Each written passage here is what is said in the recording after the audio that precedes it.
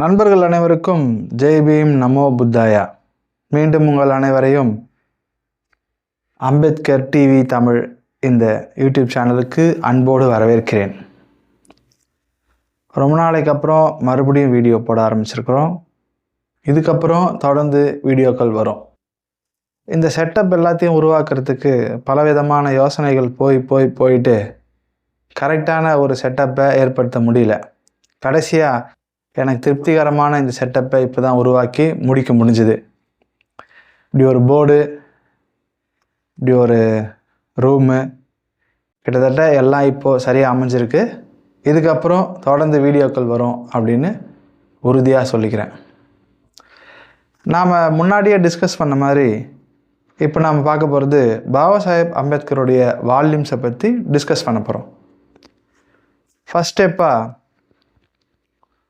தொகுதி 2லிருந்து தலைப்பு 1, வாக்குரிமை பற்றி சவுத் பாரோ குழுவின் முன் அளித்த சாட்சியம். சவுத் பாரோ கமிஷன் அப்படின்றது என்னங்க? சவுத் பாரோ அப்படின்ற ஒரு பிரபு, அவருடைய தலைமையில் ஒரு கமிஷன் அமைக்கிறாங்க.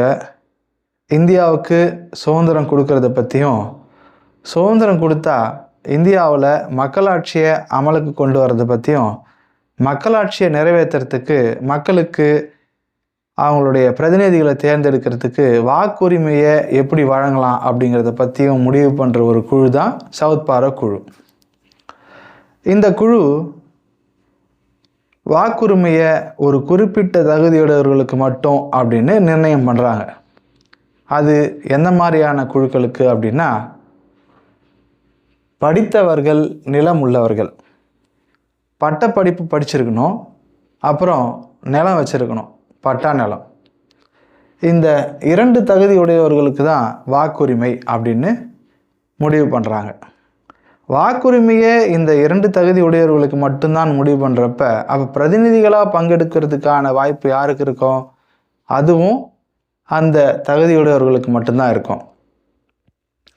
இந்த தகுதியை பெருமளவில் நிரப்பக்கூடிய தகுதி பெற்றவர்களாக அன்னைக்கு இருந்தவர்கள் யார் அப்படின்னா, பிராமணர்களும் ஒரு சில செல்வந்தர்கள் மட்டும்தான்.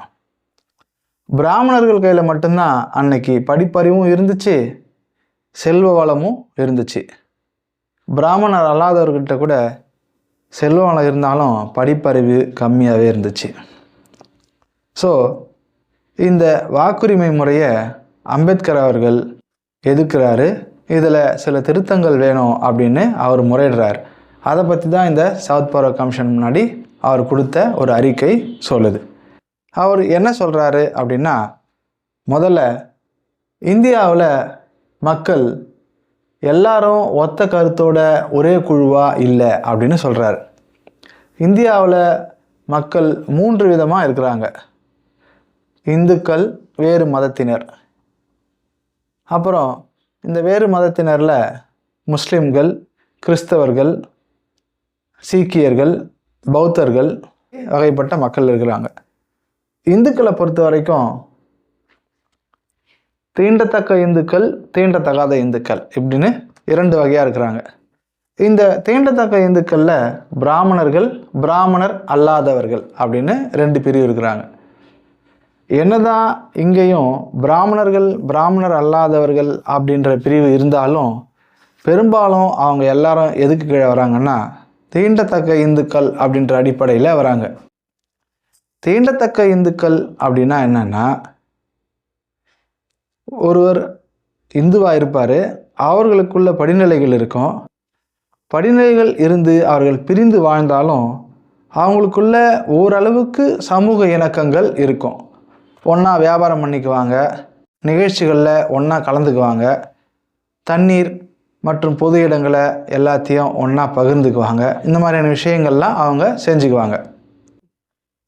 திருமணங்கள் தான் ஒருத்தருக்கு ஒருத்தர் பண்ணிக்க மாட்டாங்களே தவிர, மற்றபடி கிட்டத்தட்ட எல்லா உறவையும் அவங்க அனுசரிச்சுக்காங்க, ஒத்துக்குவாங்க.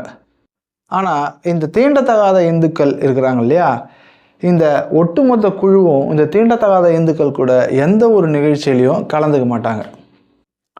தீண்டத்தகாத இந்துக்களால் இவங்க கூட தண்ணி வாங்கி குடிக்க முடியாது. ஒரே தெருவில் தீண்டத்தக்க இந்துவும் தீண்டத்தகாத இந்துவும் நடந்து போக முடியாது. ஒரு இடத்துல இதில் என்ன சொல்கிறாங்கன்னா, ஒரு தீண்டத்தக்க இந்து நடந்து வருகின்ற பாதையில் ஒரு தீண்டத்தகாத இந்துவுடைய நிழல் கூட அந்த தீண்டத்தக்க இந்துக்கள் மிதித்து விடுமாறு அவர் நடந்துக்கூடாது. அந்த தீண்டத்தகாத இந்து ஒதுங்கி ஓடி ஒளிந்து கொள்ள வேண்டும். அப்படி அந்த தீண்டத்தகாத இந்துவோட நிழலை மிதிச்சிட்டா கூட அது பாவமாயிடும் அப்படின்னு சொல்கிறாங்க. அந்த அளவுக்கு மனிதத்தன்மையே இல்லாமல் பிரித்து, அதாவது கட்டாயப்படுத்தி பிரித்து வைக்கப்பட்டிருக்கிறார்கள், அடிமைப்படுத்தப்பட்டிருக்கிறார்கள் அப்படின்னு பாபா சாஹேப் அம்பேத்கர் சொல்கிறார். இந்தியாவை பொறுத்த வரைக்கும் மனிதர்கள், இந்துக்கள் ஒரு இனக்குழுக்கை சேர்ந்தவர்கள் அப்படின்னு ஒரு அடிப்படை வாதத்துக்குள்ளே எல்லாரும் ஒற்றுமையாக இருந்துருவாங்க அப்படின்னு வாதிட்டாலும் உண்மையாகவே இந்தியாவில் அப்படி இல்லை. முதல்ல அவன் ஒரு இந்துவாக இருப்பதற்கு முன்னாடியே ஒரு ஜாதியுடைய குழுவுடைய பொறுப்பில் இருக்கிற ஒரு மனிதனாக தான் அவன் தன்னை உணர்ந்து கொள்கிறான். அதற்கு அப்புறமா தான் அவன் பொதுத்தன்மையான இந்துவாவோ இல்லை ஒரு நிலப்பரப்படியில் இந்தியனாவோ மாறி அவனுக்குள்ளே அந்த பண்பாடு வளர்க்கப்படுது.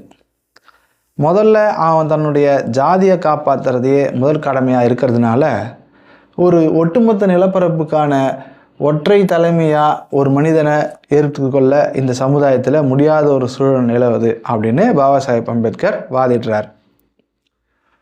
ஸோ இந்த அறிக்கை எப்போ ஏற்படுதுன்னா 1919 ஜனவரி 27 அன்னைக்கு அந்த சவுத் பாரோ கமிஷனுக்கு முன்னாடி ரிட்டன் ஸ்டேட்மெண்ட்டாக சமர்ப்பிக்கிறார். அவருடைய 28வது வயதில் இந்த விஷயம் நடக்குது. 28 வயசுலேயே எவ்வளோ பெரிய விஷயங்கள்லாம் அவர் செஞ்சுருக்காரு பாருங்கள். அது மொத்தம் 7லேருந்து 53 பக்கங்கள் இருக்குது. அந்த மெயின் அறிக்கையில் 46 பாயிண்ட்ஸ் இருக்குது. துணை அறிக்கையாக அதுக்கப்புறம் 9 பாயிண்ட்ஸ் ஆட் பண்ணி இன்னொரு வாட்டி சப்மிட் பண்ணுறாரு. அப்புறம் இது அந்த 2 அறிக்கையையும் சமர்ப்பித்த பிறகு அது சம்பந்தமாக ஒரு 5 மெம்பர்ஸ் விவாதிக்கிறாங்க. அதுக்கு எக்ஸ்ட்ரா பாயிண்ட்ஸ் சேர்க்குறாங்க. அது சம்பந்தமாக கூடுதலாக இது எல்லாமே கரெக்டாக தான் இருக்கா அப்படின்ற மாதிரி ஒரு 33 பேரை இந்த குழு விசாரணை பண்ணுது. இது எல்லாமே நடக்குது. ஓகே, இந்த சவுத் பாரோ கமிஷன் முன்னாடி பாபா சாஹேப் அம்பேத்கர் எதை வலியுறுத்துறாரு அப்படின்னா, ஒரு குடியுரிமை என்பது தனி மனித சுதந்திரம், தனிநபர் என்ற முறையில் பாதுகாப்பு, சொந்தமாக சொத்து வைத்து கொள்ளும் உரிமை, சட்டத்தின் முன் சமத்துவம், மனசாட்சி சுதந்திரம், கருத்து மற்றும் பேச்சு சுதந்திரம், கூட்டம் கூடும் உரிமை, நாட்டின் அரசாங்கத்தின் பிரதிநிதித்துவ உரிமை, அரசில் பதவி வகிக்கும் உரிமை, இது எல்லாமே ஒவ்வொரு குடிமகனுக்கும் வழங்கப்பட வேண்டிய உரிமைகள் அப்படின்னு பாபா சாஹேப் அம்பேத்கர் சொல்கிறார். இந்த எந்த உரிமையுமே இல்லாமல் கிட்டத்தட்ட மனிதனாகவே மதிக்கப்பட முடியாத அளவுக்கு கீழ்மையான நிலைமையில் தள்ளப்பட்டிருக்கக்கூடிய ஒரு மனித இனம் இந்தியாவில் வாழுது அப்படின்னா அது இந்த தீண்டப்படாத இந்துக்கள் தான். ஸோ அவர்கள் கட்டாயப்படுத்தி இந்த தீண்டத்தகாத மனிதர்களாக உருவாக்கப்பட்டு வாழ்ந்து கொண்டிருக்கக்கூடிய சூழ்நிலையில் இது அதாவது இவங்களுக்கு தீண்டத்தக்க இந்துக்களுடைய மத அடிப்படை கோட்பாடு என்னென்னா, இவங்களை எந்த வித காரணத்துக்காகவும் தங்களோடு சேர்த்துக்கக்கூடாது. அப்படி சேர்த்துக்கிட்டா அது மிகப்பெரிய அவங்களுடைய மத நம்பிக்கைக்கு எதிராக செய்யக்கூடிய செயல் அப்படின்னு நம்புகிறாங்க. அப்படி அவங்க நம்புறதுனால கட்டாயமாக இந்த மனிதர்களை பதவிக்கோ அல்லைன்னா இந்த மனிதர்களுடைய பிரச்சனைகளை பற்றி அவங்க யோசிக்கிறதுக்கோ எந்த விதத்துலேயும் முற்பட மாட்டாங்க. அவர்கள் வெறும் நாய்கள் போலவும் இல்லைன்னா சுற்றி திரியும் ஏதோ ஒரு விலங்கை போலவும் தான். அவங்களுக்கு தேவைப்படும் போது ஆடு மாடை எப்படி அவங்க பயன்படுத்திக்கிறாங்களோ அதே மாதிரி தான் இந்த தீண்டத்தகாத இந்துக்களையும் பயன்படுத்திக்கிறாங்களே தவிர அவர்களை ஒரு சக மனிதர்களாகவோ அவர்களுக்கும் ஆசாபாசங்கள் இருக்குது, உரிமைகள் இருக்குது, அவங்களுக்கு எல்லாமே கிடைக்கணும் அப்படின்ற விருப்பத்தை எல்லாம் இவங்க கட்டாயமாக என்றைக்குமே நினைக்க மாட்டாங்க. அதனால் இவர்களை தனித்துவமான மனிதர்களாக அறிவித்து இவர்களுக்கும் பிரதிநிதித்துவத்தில் இடம் கிடைக்க வேணும் அப்படின்றது தான் பாபா சாஹேப் அம்பேத்கர் அவர்களுடைய போராட்டமாக இருக்குது. வாக்குரிமை அப்படின்றது அந்த காலத்தில் யாருக்கு இருந்துச்சு அப்படின்னா, படித்தவர்கள், நிலமுள்ளவர்கள். இந்த படித்தவர்கள் நிலமுள்ளவர்களாக யார் இருந்தார்கள் அப்படின்னா, பிராமணர்களும் உயர் சாதி இந்துக்களும் செல்வந்தர்களும் தான் இருந்தாங்க. வேறு யாருக்கும் ஓட்டு போடுற உரிமை கிடையாது. அப்போ வேறு யாருக்கும் ஓட்டு போட உரிமை இல்லை அப்படின்ற பட்சத்தில் அந்த பதவிகளுக்கு போகக்கூடிய மனிதர்களாகவும் அவர்களே தான் இருப்பாங்களே தவிர வேறு யாரும் வர்றதுக்கு வாய்ப்பில்லை. இதுதான் அன்றைய சூழ்நிலை. அந்த சூழ்நிலையை தான் சவுத் போரா கமிஷனும் வலியுறுத்தினாங்க. பாபா சாஹேப் அம்பேத்கர் என்ன சொல்கிறாருன்னா, இது எடுபடாது. இப்படி இருந்தால் வெள்ளைக்காரர்கள் இது வரைக்கும் அடிமையாக இருக்கும்போது என்ன நிலைமை இருந்துச்சோ, சுதந்திர இந்தியாவிலும் மறுபடியும் வெள்ளைக்காரர்கள்கிட்டேருந்து அதிகாரம் ஒரு குறிப்பிட்ட மேல் ஜாதி இந்துக்கள் அல்லனா உயர்ந்த வர்க்கத்தினர்கிட்ட போவதே தவிர உண்மையான மக்களாட்சி இங்கே நடக்காது. ஏதோ அவங்க சொல்லுவாங்க நாங்கள்லாம் நல்லது பண்ணுவோன்னு சொல்லுவாங்களே தவிர ஆனால் உண்மையான நல்லதுன்றது நடக்காது. அதிகாரம் பகிர்ந்தளிக்கப்பட வேண்டும். ஒவ்வொரு சமுதாயத்துடைய ஒவ்வொரு பிரிவினருக்கும் அதிகாரம் பிரித்து வழங்கப்பட வேண்டும் அப்படின்றது தான் பாபா சாஹேப் அம்பேத்கருடைய கோரிக்கையாக இருக்குது. அதை தான் அவர் என்ன பண்ணுறாருன்னா,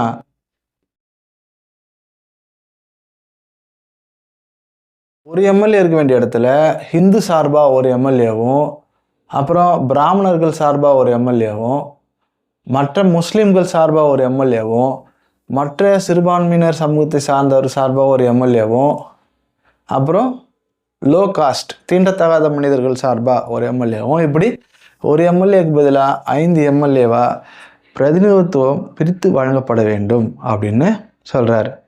வாக்குரிமையும் வெறும் படித்தவர்கள் செல்வந்தர்கள் மட்டும் இல்லாமல் எல்லாருக்கும் வாக்குரிமை வழங்கப்பட வேண்டும் அப்படின்றதையும் வலியுறுத்துகிறார். இப்படிப்பட்ட ஒரு சமூகம் அமைஞ்சாதான், இப்படிப்பட்ட ஒரு அதிகார பகிர்வு அமைஞ்சாதான் இது உண்மையான மக்களாட்சியாக இருக்க முடியும். இந்த சவுத் போரா கமிஷன் முன்னாடி இந்த அறிக்கையை அவர் சமர்ப்பிக்கிறார். இதுதான் இந்த சவுத் போரா கமிஷனில் இந்த தலைப்பில் இருக்கிற ஒரு விளக்கம். இந்த வீடியோவில் இது வரைக்கும் நான் உங்களுக்கு விளக்கி சொன்னது பிடிச்சிருக்கு, புரிஞ்சுது, தெளிவாக இருக்குது, இல்லை இதில் இன்னும் மேம்படுத்தணும் அப்படின்னு நீங்கள் நினச்சிங்கன்னா உங்களுடைய கருத்துக்களை கருத்துரை பகுதியில், அதாவது கமெண்ட் பகுதியில் கமெண்ட் பண்ணுங்கள். இந்த வீடியோ உங்களுக்கு பிடிச்சிருந்தால் லைக் பண்ணுங்கள், ஷேர் பண்ணுங்கள், கண்டிப்பாக கமெண்ட் பண்ணுங்கள்.